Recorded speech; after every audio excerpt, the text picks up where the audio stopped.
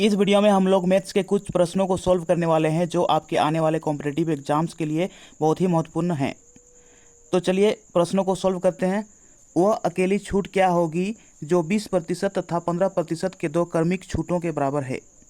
तो यहाँ पे 20% छूट यानी कि 100 में से 20 घटाएंगे तो 80 गुने 15% छूट यानी कि 100 में से 15 घटाएंगे तो 85 बट्टे 100 माइनस 100। ठीक है, एक जीरो से एक जीरो काट देंगे।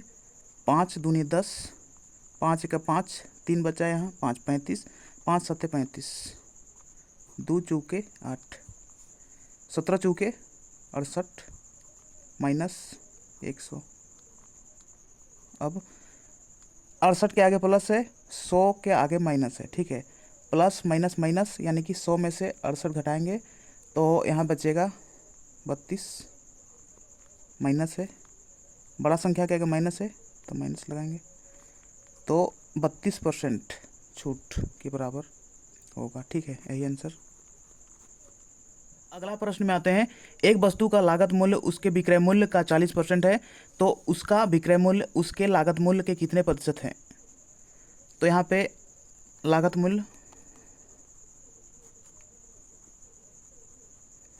और विक्रय मूल्य,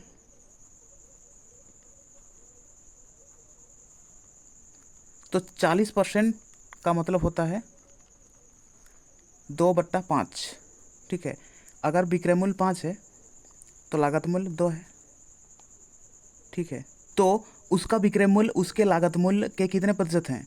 तो विक्रय मूल्य यानी कि 5, उसके लागत मूल्य 2 के कितने प्रतिशत हैं। तो प्रतिशत में चेंज करने के लिए 100 से गुना किया जाता है।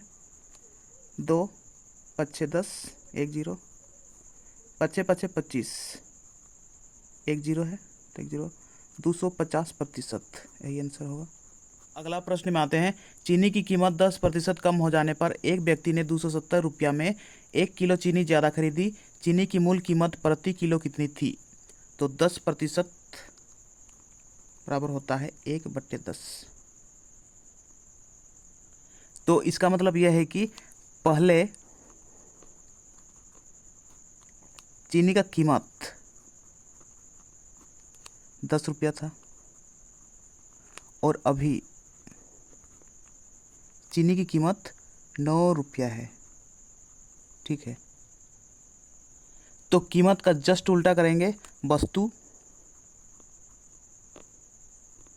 पहले 9 केजी चीनी मिल रहा था, अभी 10 केजी चीनी मिलता है 10% कमी होने के बाद। ठीक है,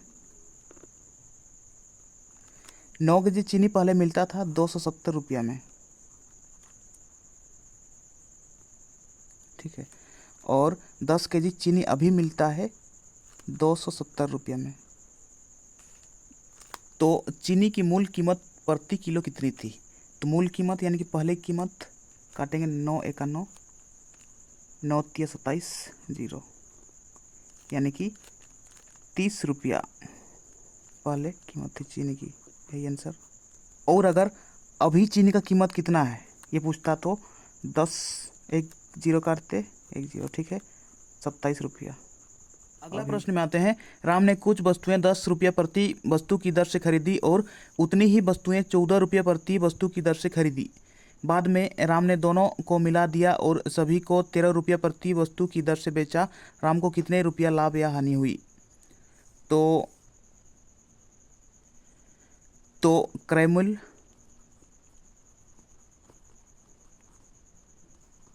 बराबर 10 रुपये प्रति किलोग्राम की दर से, मान के चलो 10 रुपये प्रति किलोग्राम की दर से कुछ वस्तु खरीदा 1 किलोग्राम। ठीक है, प्लस और उतना ही वस्तु 1 किलोग्राम ही 14 रुपये प्रति किलोग्राम की दर से खरीदी गुने 14। ठीक है, बराबर 10 एका 10 प्लस 14 एका 14 बराबर 14 और 10 होता है 24 रुपया। अब बाद में राम ने दोनों को मिला दिया और सभी को 13 रुपये प्रति वस्तु की दर से बेचा, यानी कि विक्रय मूल्य एक 2 kg खरीदा था, ठीक है, गुना 13 रुपये प्रति वस्तु की दर से बेचा, यानी कि 13 बराबर 13 दूने 26 रुपया। तो राम को कितने रुपया लाभ या हानि हुआ? तो खरीदा था 24 रुपया में, बेचा है 26 रुपया में, तो लाभ हुआ 2 रुपया बट्टे कितना में हुआ लाभ? 24 रुपया गुने 100। 2 एका 2, 2 दूनी 4, 4 तिया 12, 4 दूना 8, 2 बचा 0, 4 बच्चे 20 बराबर 25 बट्टे 3, यानी कि 3 8 24, 1 25, 8 पूर्णा 1/3%। यही लाभ हुआ, यही आंसर। अगला प्रश्न में आते हैं, ए और बी प्रत्येक एक कार्य को 75 दिनों में कर सकते हैं। उन्होंने एक साथ कार्य शुरू किया, लेकिन ए ने कुछ समय बाद कार्य छोड़ दिया और बी ने शेष कार्य को 30 दिनों में पूरा किया। ए ने कार्य को शुरू करने के कितने दिनों बाद छोड़ दिया था? तो यहाँ पे ए और बी है, तो प्रत्येक एक कार्य को 75 दिनों में कर सकते हैं, यानी कि ए भी 75 दिन में कर सकता है और बी भी 75 दिन में कर सकता है। अब 75 का लॉसो 75 होगा, ठीक है, 75 एका 75, 75 एका 75, ये क्षमता है, ठीक है, ये है कार्य और ये है समय।